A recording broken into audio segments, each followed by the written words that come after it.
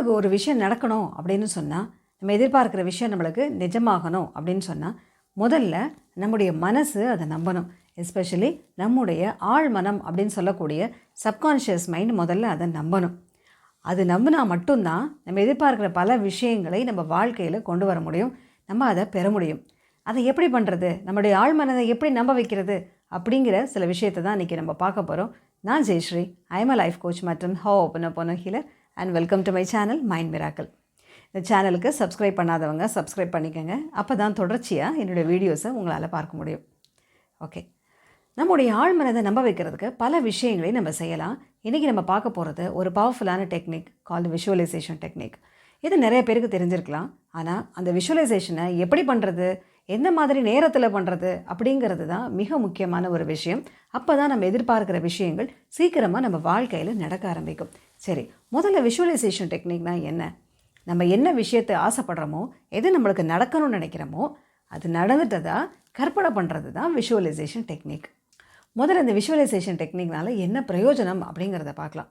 அதாவது நம்முடைய ஆழ்மனம் ஒரு விஷயத்தை நம்பினா தான் அது நடக்கும். நம்ம ஆழ் மனசை நம்ப வைக்கிற ஒரு டெக்னிக் தான் இந்த விஷுவலைசேஷன் டெக்னிக்.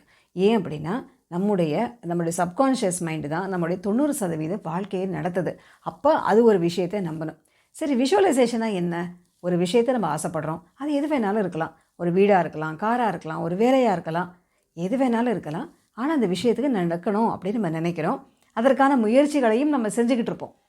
அப்போது அந்த விஷயத்தை நடக்கிறதுக்காக நம்ம மனசில் நிறைய விஷயங்கள் செய்கிறோம். மனதளவில் செய்யக்கூடிய விஷயம்தான் இந்த விஷுவலைசேஷன். மனசுக்குள்ளார அந்த விஷயம் ஏற்கனவே நடந்துட்ட மாதிரி நம்ம கற்பனை பண்ணணும். உதாரணத்துக்கு, ஒருத்தங்க ஒரு வேலை கிடைக்கணும், அவங்க எதிர்பார்க்குற நல்ல வேலை கிடைக்கணும் அப்படின்னு நினைக்கிறாங்கன்னா அவங்க எப்படி கற்பனை பண்ணலாம்? முதல்ல அவங்களுக்கு எந்த இடத்துல வேலை கிடைக்கணும், எந்த மாதிரி வேலை கிடைக்கணும், எந்த மாதிரி கம்பெனியில் கிடைக்கணும் அப்படிங்கிறத அவர் முதல்ல ஒரு தீர்மானமாக அவர் முடிவு பண்ணணும். அதுக்கடுத்தது ஒரு குறிப்பிட்ட நேரத்தில், ஒரு நாளில் ஒரு குறிப்பிட்ட நேரத்தில் அவர் எய்தர் மார்னிங் ஆர் நைட், காலை எந்திரிச்சு கொஞ்ச நேரத்துலையோ இல்லை நம்ம தூங்க போகிறதுக்கு முன்னாடியோ அந்த நேரத்தில் இந்த விஷுவலைசேஷன் டெக்னிக்கை பண்ணலாம். என்ன, ஃபஸ்ட்டு ஒரு கம்ஃபர்டபுளாக உட்காந்துக்கிட்டு அந்த வேலைக்கு அவர் ஜாயின் பண்ணிட்ட மாதிரி, அந்த வேலை அவருக்கு கிடைச்சிட்ட மாதிரி அந்த சந்தோஷமான உணர்வுகளோடு அதை கற்பனை பண்ணலாம்.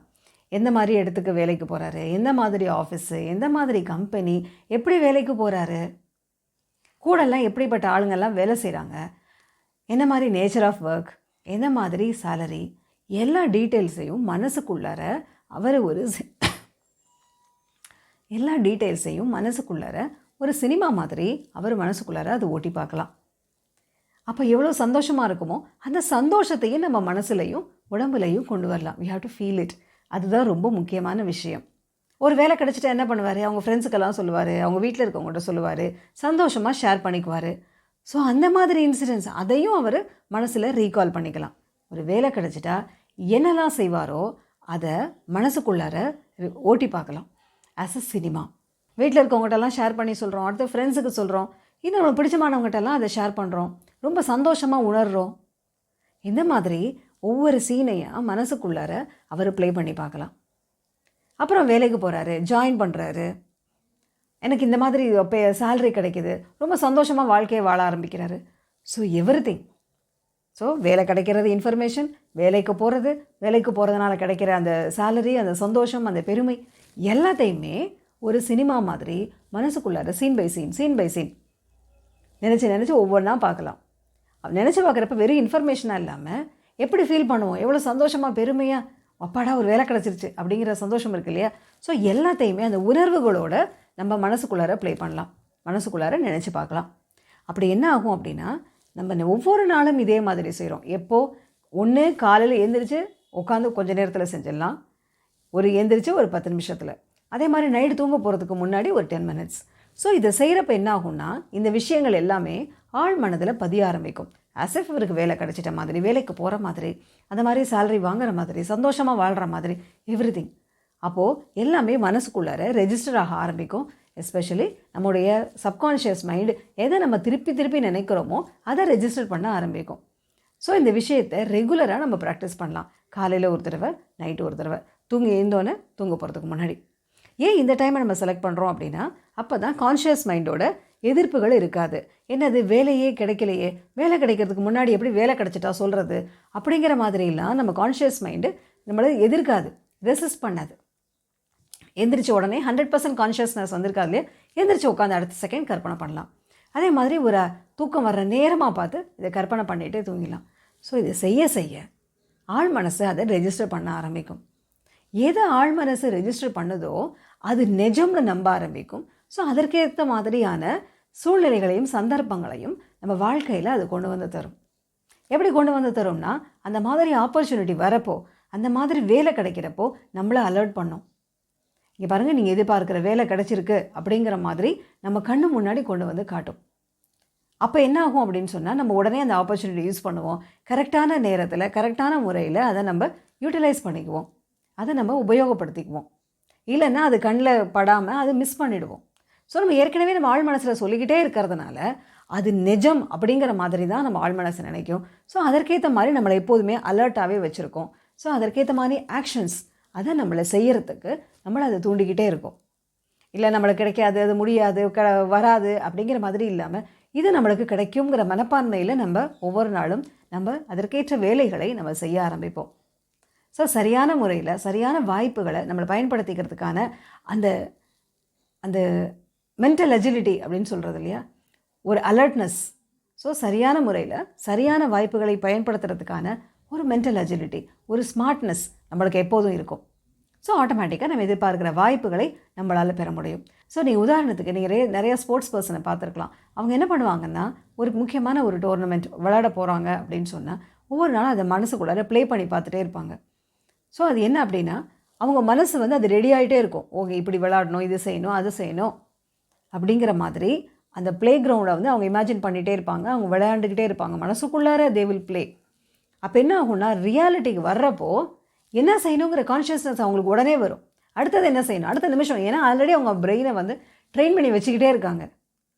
இது இப்படி வந்தால் இந்த பால் இப்படி வந்தால் இது பண்ணணும் அப்படிங்கிற மாதிரி. ஸோ அது எவ்ரிதிங் ஆல்ரெடி பிளான்ட், ஆல்ரெடி எக்ஸிக்யூட்டடுங்கிற மாதிரி நம்ம மனசில் இருக்கும். அப்போது அந்த ரியாலிட்டியில் ஒரு மைக்ரோ செகண்டை கூட வேஸ்ட் பண்ணாமல் அவங்களால அந்த விஷயத்தை அவங்களால செய்ய முடியும். ஸோ இது ரெகுலராக நீங்கள் பெரிய பெரிய ஸ்போர்ட்ஸ் பர்சன்லாம் தே வில் டூ திஸ். அந்த விஷுவலைசேஷன், இதுக்கு நிறைய எவிடன்சஸ் எல்லாம் இருக்குது. ஸோ இது ஒரு விஷுவலைசேஷன் டெக்னிக்கை பண்ண என்ன ஆகும்னா, நம்முடைய ஆழ்மனது அது நிஜம்னு நம்பி ரெஜிஸ்டர் பண்ணும். ஸோ சரியான முறையில் சரியான வாய்ப்புகளை நம்மளை பயன்படுத்த சொல்லும். அப்படி நம்ம அதை செஞ்சுக்கிட்டு இருக்கிறப்போ ஏதாவது தடங்கல்கள் வந்தாலும் அதை ஓவர் கம் பண்ணுறதுக்கு, அதை தடைகளை தாண்டுவதற்கான திறமையையும் நம்மளுக்கு கொடுக்கும். அந்த கரேஜ், அந்த கான்ஃபிடென்ஸ், அந்த தைரியம், இதெல்லாம் ஒரு பெரிய விஷயம் கிடையாதுங்க. இதெல்லாம் உங்களால் ஈஸியாக ஓவர் கம் பண்ண முடியும், இதெல்லாம் உங்களால் சீக்கிரமாக செஞ்சு முடிக்க முடியும் அப்படிங்கிற மாதிரியான உத்வேகத்தையும் நம்மளுக்கு தரும். ஒரு மோட்டிவேஷன் அதுவும் நம்மளுக்கு அது தரும். ஏன் அப்படின்னா, ஏற்கனவே நம்ம ஆழ்மனதில் திருப்பி சொல்லி வச்சுருக்கோம், எனக்கு இதெல்லாம் வேணுங்கிற மாதிரி சொல்லி வச்சுருக்கோம். It's a faithful servant. அதனால் கண்டிப்பாக நம்ம ஆசைகள் நிறைவேறதுக்கு அது மிகப்பெரிய உதவியாக நம்மளுக்கு ஆழ்மனது இருக்கும். அதுக்கு செய்ய வேண்டியது விஷுவலைசேஷன். காலையில் ஒரு தடவை, நைட்டு ஒரு தடவை, இதை ரெகுலராக பண்ணுங்கள். முக்கியம், மிக நம்பிக்கையோடு செய்கிறது. இந்த விஷயம் கண்டிப்பாக என் வாழ்க்கையில் நடக்கும் அப்படிங்கிற நம்பிக்கையோடு தான் இந்த விஷுவலைசேஷனை ஆரம்பிக்கணும். மனசை ரிலாக்ஸ் பண்ணிவிட்டு ஆரம்பிங்க. அதுக்கு தான் காத்தால ஒரு தடவை, நைட்டு ஒரு தடவை, தூங்கி எழுந்தோன்னே பிறகு தூங்குறதுக்கு முன்னாடி. ஸோ இந்த டைமில் ரெசிஸ்டன்ஸ் இருக்காது, நம்ம கான்ஷியஸ் மைண்டோட டிஸ்டர்பன்ஸ் இருக்காது. அதனால் இந்த டைமில் செய்யலாம். சீன் பை சீன் வேலை கிடச்சிட்ட மாதிரி, வேலைக்கு எல்லா விஷயத்தை எல்லாத்தையும் ஷேர் பண்ணுற மாதிரி, சந்தோஷமாக செலிப்ரேட் பண்ணுற மாதிரி எல்லாத்தையுமே நம்ம மனசில் யோசிக்கலாம். இது வேலைக்கு மட்டும் இல்லை, நம்ம பணம் சம்பாதிக்கணுன்னாலும் சரி, இல்லை நம்மளோட ஹெல்த் இம்ப்ரூவ் ஆகணுன்னாலும் சரி, என்ன நம்மளுக்கு தேவையோ அதற்கான முயற்சிகளை எடுத்து அதை சக்ஸஸ்ஃபுல்லாக கம்ப்ளீட் பண்ணி அதை சக்ஸஸ்ஃபுல்லாக ரிசல்ட்ஸை அடையிறதுக்கும் இந்த விஷுவலைசேஷன் டெக்னிக் ரொம்ப உதவியாக இருக்கும். அதனால் இதை ரெகுலராக நம்ம ப்ராக்டிஸ் பண்ணலாம். இந்த வீடியோ உங்களுக்கு பிடிச்சிருந்ததுன்னா லைக் பண்ணுங்கள். யாருக்காவது உபயோகமாக இருக்கும் அப்படின்னு நீங்கள் நினச்சிங்கன்னா ஷேர் பண்ணுங்கள். இந்த வீடியோவை பார்த்த அனைவருக்கும் என்னுடைய நன்றி.